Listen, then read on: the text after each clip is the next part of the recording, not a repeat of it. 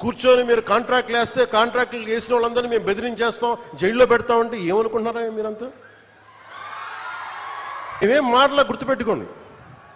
అలా బెదిరించే సమూహం ఎవరైనా సరే, మిగతా వారి గురించి నాకు తెలియదు. పవన్ కళ్యాణ్కి అధికారం ఉన్నా అధికారం లేకపోయినా పవన్ కళ్యాణ్ ఎప్పుడు పవన్ కళ్యాణ్ లాగే ఉంటాడు. భయపడ్డం చాలా, ఇంట్లోంచి బయటకు వచ్చేటప్పుడు తిరిగి వెళ్తాం లేదు అని డిసైడ్ అయ్యే వస్తాం. అందువల్ల మీ ఆకు రౌడీలు కానీ అలాగే చెప్తున్నారు. ఏదైనా మాట్లాడితే అధికారులు కూడా భయపడుతున్నారు. ఎందుకు భయపడుతున్నారంటే చెవుల్లో చెప్తారు, అదే సార్ వాళ్ళ వెనక చాలా మంది రౌడీలు ఉంటారండి, కిరాయి హంతకులు ఉంటారంటే, మీకు కరెక్ట్గా యోగి ఆదిత్యనాథ్ లాంటి ట్రీట్మెంట్ కనుక ఒక్కొక్కడికి ఇస్తే, ఒక్కొక్కడికి రౌడీజం అంటే కాలు కాలు కీలు కీలు తీసి మడత పెట్టి కింద కూర్చోపెడితే